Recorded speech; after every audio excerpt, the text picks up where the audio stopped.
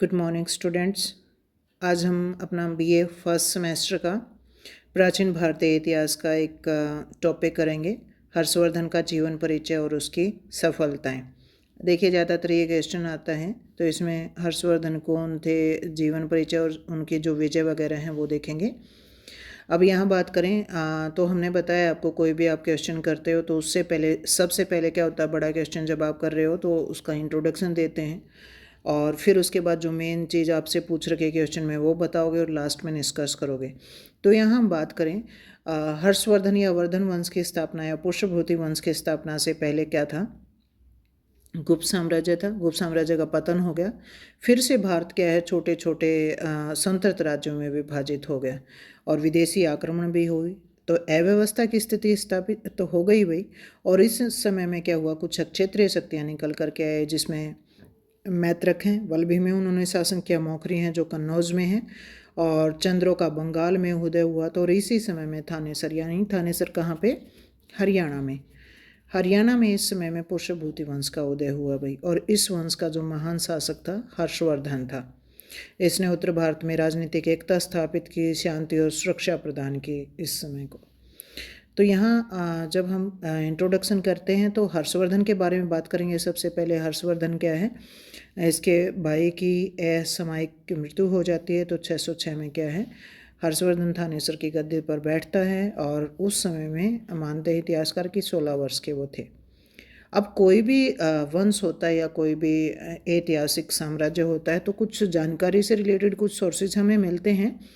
तो वर्धन वंश की या हर्षवर्धन की जानकारी हमें कैसे मिलती है, तो हर्षवर्धन के समय में 2 ताम्र लेख हमें मिले हैं, एक बांसखेड़ा में, दूसरा मधुबन में।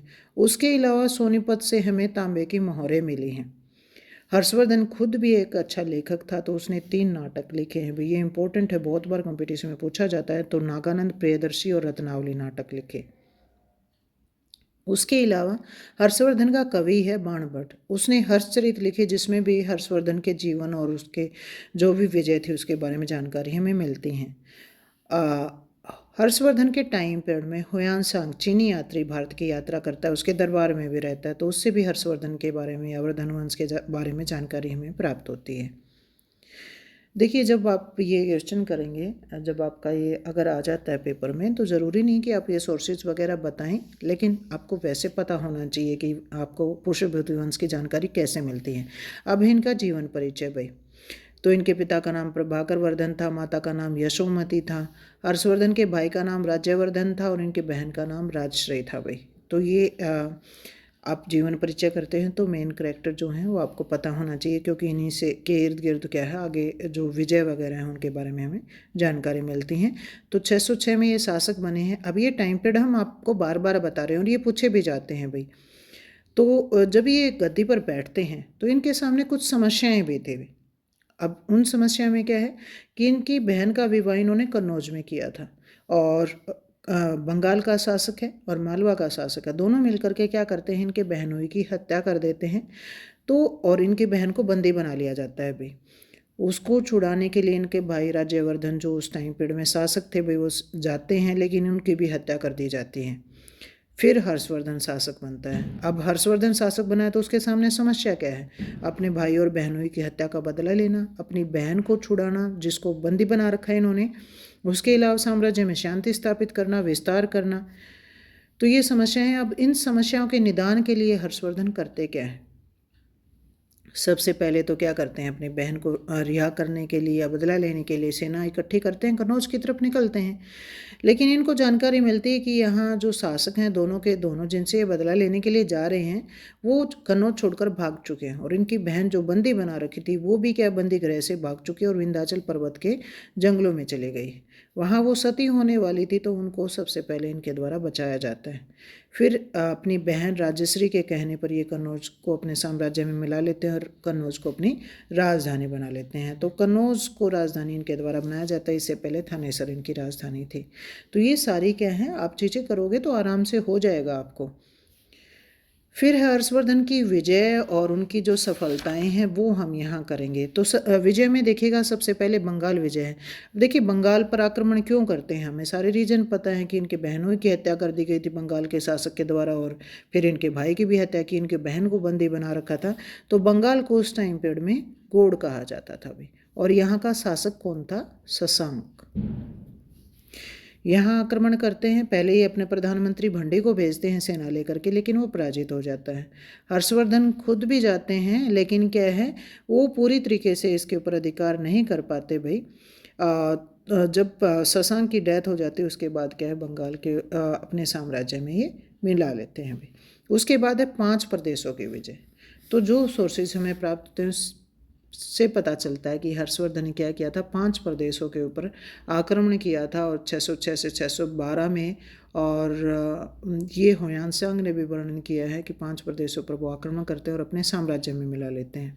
ज़्यादातर क्या मानते हैं 5 प्रदेश कौन से, पंजाब, कन्नौज, बंगाल, बिहार और उड़ीसा। उसके बाद है गुजरात विजय। तो गुजरात में भी ये माना जाता है कि 5 प्रदेशों की विजय के बाद क्या है गुजरात के ऊपर ये आक्रमण करते हैं। उसमें वल्लभी प्रमुख था गुजरात के नाम से भाई। और यहाँ ध्रुवसेन द्वितीय है, ये भी शक्तिशाली शासक है भाई।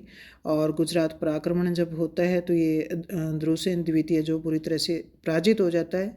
लेकिन हर्षवर्धन उसकी बहादुरी देख करके खुश होता है और अपनी पुत्री का विवाह क्या करता है, इसके साथ कर देता है। तो मैत्रीपूर्ण संबंध स्थापित हो गए गुजरात के साथ भी। उसके बाद है पुलकेशिन द्वितीय के साथ युद्ध भाई, ये इंपॉर्टेंट है। पुलकेशिन द्वितीय क्या है, चालुक्य शासक है, इसके साथ इसका युद्ध होता है। और इसकी जानकारी हमें पुलकेशिन द्वितीय का जो कवि है रवि कीर्ति भाई, उसकी अभिलेख से हमें मिलती है, एहोल अभिलेख। ये इंपॉर्टेंट है भाई, बहुत बार पूछे जाते हैं। तो एहोल अभिलेख से भी हमें जानकारी मिलती है कि दोनों के बीच में युद्ध होता है, लेकिन इसमें क्या है पुलकेशिन द्वितीय हर्षवर्धन को पराजित कर देता है। यानी हर्षवर्धन की नर्मदा नदी के तट पर यह युद्ध लड़ा गया और दोनों की सीमा रेखा बन जाती है भाई। मतलब हर्षवर्धन दक्षिण की तरफ नहीं जा पाते। फिर उसके बाद है कामरूप विजय। कामरूप असम को कहा जाता था भाई उस टाइम पीरियड में। तो यहाँ ये आक्रमण करते हैं और भास्कर वर्मन यहाँ का शासक है, इसको ये पराजित कर देते हैं। दोनों के बीच संधि हो जाती है और माना जाता है कि जब बंगाल के शासक को ये पराजित करने जाते हैं तो भास्कर वर्मन क्या करता है, इनकी सहायता करता है। फिर उसके बाद है सिंध और कश्मीर की विजय। तो हर्षवर्धन ने क्या किया था, सिंध के ऊपर आक्रमण किया था, इसके ऊपर अधिकार कर लिया था। उसके बाद उसने कश्मीर पर आक्रमण किया और यहाँ से एक बौद्ध स्मारक भी हमें प्राप्त होता है। मतलब जो इतिहासकार हैं उनको सोर्सेज प्राप्त होते हैं कि कुछ ये मानते हैं कि हर्षवर्धन ने सिंध और कश्मीर पर विजय हासिल नहीं की थी। फिर है नेपाल की विजय। तो जो बाणभट्ट है वो अपनी पुस्तक में जानकारी देता है कि हर्ष ने कोई बर्फीला प्रदेश है उसके ऊपर आक्रमण किया था, वहाँ विजय हासिल की थी। तो वो बर्फीला प्रदेश इतिहासकारों ने क्या माना है कि नेपाल का क्षेत्र था। उसके बाद नेक्स्ट विजय में हम बात करें तो गंजम की विजय। अब यहाँ भी क्या करता है हर्षवर्धन, सेना लेकर के जाते हैं, आक्रमण करते हैं और इस पर आक्रमण किया तो था लेकिन सफलता प्राप्त नहीं हुई, कुछ इतिहासकार ये मानते हैं। तो साम्राज्य विस्तार इनका ये सारी चीज़ें तो दिख ही रही हैं, लेकिन ज़्यादातर उत्तरी भारत का जो क्षेत्र है वो उसके अधीन था भाई। तो ये साम्राज्य विस्तार वैसे भी आप टिप्पणी जब करेंगे तो वहाँ हो जाएगा। अगर अब आपका क्वेश्चन आता है कि हर्षवर्धन का जीवन परिचय और उसकी विजय बताइए, तो यहाँ तक आपका ये क्वेश्चन कंप्लीट हो जाता है। अब ये आपको इंट्रोडक्शन देनी है, फिर ये सारी चीज़ें बतानी है, पॉइंट को अच्छे से हर पॉइंट के साथ 5-6 लाइनें जो मेन है वो आपको बतानी है और लास्ट में फिर आपको निष्कर्ष करना है। हमने यहाँ इसके साथ साथ आपको हर्षवर्धन का जो शासन प्रबंध है वो भी बताने का प्रयास किया है। वैसे अगर ये क्वेश्चन इतना ही आता है तो इतना ही लिखना है, शासन प्रबंध की ज़रूरत नहीं है, लेकिन कई बार पूछा जाता है तो आपको उसके बारे में भी जानकारी होनी चाहिए भाई। तो अब करेंगे हर्षवर्धन का शासन प्रबंध। अब देखिए किसी भी राजा के बारे में आप बात करते हो, उसके शासन प्रबंध के बारे में बात करते हो। शासन प्रबंध हर्षवर्धन भी क्या है, अच्छा प्रबंधक था, शक्तिशाली शासक वो था भाई। और इसके समय में क्या है थोड़ा सा जो स्वरूप है वो चेंज हो चुका है और योग्यता के बल पर क्या किया उसने, एक विशाल सेना भी बनाई है। तो सबसे पहले क्या होता है शासन प्रबंध में, राजा आता है। तो हर्षवर्धन क्या है, साम्राज्य का मुखिया है, सारी शासन व्यवस्था उसके हिसाब से चलती है, कानूनों को बनाता है, लागू करता है, उल्लंघन करने वालों को दंड देता है। तो ये सारे, उसके अलावा क्या है, हर्षवर्धन क्या करता है, कुछ उपाधियां भी धारण करता है, जिसमें परम भट्टारक, परमेश्वर, महाराजा धीराज, धीराज, ये कुछ परमदेव जैसी उपाधियां। फिर उसके बाद है, अब देखिए ये एक ऐसा राजा था जो क्या करता है, दीन दुखियों को सहायता भी करता है और इतना दान भी देता है। जैसे आप ये प्रयाग महासभा या कन्नौज महासभा ये बुलाता है और उसमें इसके द्वारा इतना दान किया जाता है कि जो भी इसने पहन रखा है सिर्फ उसके पास वो बस्ता सोना चांदी और सब कुछ दान ये दे देता है। ऐसे हमें प्रमाण प्राप्त होते हैं या इतिहासकार बताते हैं। उसके अलावा अब मंत्रिपरिषद, अभी कोई भी राजा है अकेला काम नहीं कर सकता, तो यहाँ भी क्या है, हर्षवर्धन ने भी अपनी सहायता के लिए अलग अलग विभाग बना रखे हैं, मंत्रिपरिषद बना रखे हैं जो उसको सहायता प्रदान करती है। तो इनमें अगर हम बात करें तो सबसे पहले क्या है, प्रधानमंत्री। ये राजा के बाद दूसरा अधिकारी है जो सारी विभागों की देखरेख करेगा और उसके अलावा क्या करेगा, ये उसको सलाह देने का भी काम करेगा। तो कई बार पूछा जाता है आपसे कंपटीशन में, हर्षवर्धन का प्रधानमंत्री कौन था, तो भंडी था। जब भी आक्रमण पीछे हो रहे हैं या राजश्री को छोड़ाने का काम है तो उस सब में आप देखते हो कि भंडी का योगदान है। तो ये प्रधानमंत्री कौन था, भंडी है भाई। दूसरा जो प्रमुख अधिकारी है वो है महाबलाधिकृत भाई। ये क्या काम करता है, ये प्रमुख सेना का प्रमुख मंत्री है, सर्वोच्च सेनापति ये है। उसकी सहायता के लिए भी कुछ अन्य सेनापतियों की नियुक्ति कर रखी है। तो यहाँ भी पूछा जाता है कि सेनापति कौन था, तो इसका नाम है सिंहनाद भाई। सेना का प्रमुख अधिकारी जो है वो क्या काम करता है वो आपको पता ही है। फिर नेक्स्ट जो है मंत्रिपरिषद में महासंधि विग्रह, कुछ ऐसा नाम है इसका करके है भाई। और ये क्या काम करता है, विदेश मंत्री है, युद्ध और शांति मंत्री है भाई। तो विदेशों में कैसे कौन सा संधि करनी है, समझौते करनी है, अधिकारियों को भेजना है, युद्ध का है या शांति से संबंधित जो काम है वो सब कुछ। तो ये भी आपसे पूछा जाता है कि हर्षवर्धन के समय में विदेश मंत्री कौन था, तो इसका नाम क्या है, अवंती। उसके अलावा अगर बात करें मंत्रिपरिषद में, एक कुटुक है भाई। कुटुक कौन है, ये हाथी सेना का प्रमुख अधिकारी होता था भाई। और ये इसके समय में कौन था, सकंदगुप्त था भाई। तो हम साथ साथ आपको बताते हुए चल रहे हैं प्रमुख अधिकारी जो हैं। एक वृद्धेश्वर भी होता था, ये मंत्री घुड़सवार सेना का प्रमुख मंत्री होता था भाई। और उसके अलावा कुछ अन्य मंत्री भी होते थे, जैसे विषयपति है या फिर रण भंडाराधिकरण है भाई, भोगपति है, अक्षपटलिक है, कर्णदिक है या मेहतर है।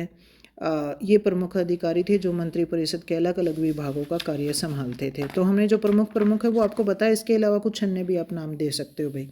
मंत्रिपरिषद कंप्लीट हो गया। उसके बाद अगर हम बात करें प्रांतीय और जिला प्रशासन भी, अब कोई भी केंद्र सरकार अकेले शासन नहीं कर सकती, तो सुचारू रूप से चलाने के लिए क्या किया जाता है, उसको प्रांतों में बांटा जाता है भाई। तो प्रांतों को यहाँ क्या कहा जाता था, भुक्ति कहा जाता था। और इसके मुखिया जो होते थे उसको उपारिक महाराज कह करके पुकारा जाता था। प्रांत में क्या काम करेगा, जैसे राजा केंद्र में काम करता है, सारी शांति स्थापित करना है, अधिकारियों की नियुक्ति करना है और विद्रोह का अंत करना है, कर वसूल करना है, वो सब कुछ। उसके आगे प्रांतों को भी विषयों में बांट रखा था, जिलों में बांट रखा था। और जिले को विषय कहा जाता था, विषय के प्रमुख अधिकारी को विषयपति कह करके पुकारा जाता था भाई। फिर हम बात करें स्थानीय शासन की, तो हर्षवर्धन के समय में प्रशासन की सबसे छोटी इकाई क्या थी, गांव थी। गांव का मुखिया क्या कहलाता था, ग्रामिक कहलाता था। अभी गांव में शांति करना है, पंचायतों का काम करना है, कर वसूल करवाना है, चोर डाकुओं को पकड़ना, ये सब का उसके द्वारा किए जाते थे भाई। तो फिर उसके बाद में है राजस्व प्रबंध। अब देखिए कोई भी शासन है, राजस्व प्रबंध के बगैर तो चल ही नहीं सकता। तो हर्षवर्धन के टाइम पीरियड में भी राज्य की प्रमुख आय का जो स्रोत था वो भूमिकर था। और ये भूमिकर लिया कितना जाता था, 1/6 भाग लिया जाता था भाई। और उसके अलावा राज्य की ओर से क्या है, किसानों की भलाई के लिए काम भी किए जाते थे। और भूमि कर के अलावा जो कर थे भी, जैसे ऊपरी कर है, धान्य कर है, हिरण्य कर है, इनमें से जो कर नगद रूप में लिया जाता था उसको हिरण्य कहा जाता था। ये भी आपका कई बार पूछा जाता है भाई। हिरण्य क्या है, जो नगद रूप में, मतलब अनाज में ना लेकर के, वैसे जो नगद रूप में जो कर लिया जाता है उसको हिरण्य कहा जाता है। अब ये राजस्व में कर तो वसूल कर लिए, इसको व्यय कहाँ कर रहे हैं? धार्मिक कार्यों में, राज परिवार की सहायता के लिए, युद्ध के लिए, सेना के लिए, शिक्षा के लिए यहाँ खर्च किया जाता था भाई। फिर है न्याय प्रबंध। तो हर्षवर्धन खुद तो प्रमुख न्यायाधीश था ही, सारे जो अंतिम जो अपील है वो उसी के पास होती थी। उसके अलावा न्यायालयों की स्थापना कर रखी थी और न्यायालयों को धर्मस्थान या धर्मासन कह करके पुकारा जाता था। अब देखिए आपसे कोई ये 2 नंबर में पूछे धर्मासन क्या है, तो हर्षवर्धन के टाइम पीरियड में जो न्यायालय थे वर्धन काल में या पुष्यभूति वंश में, उसको धर्मासन कहा जाता था। और इन अदालतों के न्यायाधीश जो थे उनको धर्माध्यक्ष कहा जाता है। अब कोई आपसे धर्मासन पूछे या धर्माध्यक्ष पूछे तो आपको पता है जो न्यायाधीश है उसको धर्माध्यक्ष कहा जाता है। और हर्षवर्धन के समय जो देशद्रोहिता के जो काम करते हैं, आतंक फैलाने का जो काम करते हैं, विद्रोह करने का जो काम करते हैं, उनको मृत्युदंड दिया जाता था। बाकी लूट के लिए थोड़ा बहुत जुर्माना या अंग भंग करने की सज़ा दी जाती थी। लेकिन इतना होते हुए भी क्या है, सुरक्षा नहीं थी भाई वहाँ पर, ये जानकारी हमें मिलती है। और हुआनसांग चीनी यात्री आया तो उसने भी वर्णन किया है कि चोरों ने उसको 2 बार लूटा था। उसके बाद है सैनिक प्रबंध। तो हम बात करें यहाँ, हर्षवर्धन खुद प्रमुख सेनापति है, तो सेना विशाल उसने की है। सेना को 4 भागों में बांट रखा था भी, पैदल सेना, अश्वारोही सेना है, गजारोही सेना है और रथ सेना है भाई। और हर्षवर्धन के अभिलेखों से और हर्षचरित से हमें जानकारी मिलती है कि ऊँट सेना और नौसेना में का भी थोड़ा बहुत वर्णन कर रखा है। तो महाबला अधिकृत है जो सारा सैनिक प्रबंध देखता है, उसके अलावा कुछ अन्य अधिकारी भी हैं जो उसकी सहायता करते हैं। और सेना के अच्छे नस्ल के घोड़े मंगवाए जाते थे, अच्छे अस्त्र शस्त्रों का प्रबंध उसके द्वारा किया गया था। फिर लास्ट में है शासन प्रबंध में राजधानी। तो हर्षवर्धन की पहले तो हमने बताया थानेसर थी, लेकिन जब वो कन्नौज पर अधिकार कर लेता है तो कन्नौज को अपनी राजधानी बना लेता है थानेसर से हटा करके। तो ये राजधानी के बारे में बता रखा है भाई। तो हर्षवर्धन को क्यों याद किया जाता है? क्योंकि शिक्षा साहित्य के क्षेत्र में खुद भी अच्छा लेखक है, 3 नाटक वो लिखे हैं, बाण भट्ट उसके दरबार में है और उसने भी हर्षचरित लिखी है। उसके अलावा अगर हम बात करें तो नालंदा विश्वविद्यालय को भी क्या करता है, वो 200 गाँव दान देता है। और उसके अलावा उसने बौद्ध धर्म को अपनाया है, बौद्ध भिक्षुओं को ध्यान देता है और उसके खुद बौद्ध भिक्षु उसके संपर्क में रहते हैं। धर्म सभाएँ, कनौज धर्म सभा, प्रयाग धर्म सभा उसके द्वारा बुलाई जाती है। हुआनसांग जो चीनी यात्री है वो उसके दरबार में आया है, उसके बारे में जानकारी हमें देता है। तो ये हर्षवर्धन का डिटेल में हमने जो चीज़ें हैं वो सारी आपको यहाँ बताने का प्रयास किया है भाई। आसान है, आराम से हो जाएगा। ठीक है भाई।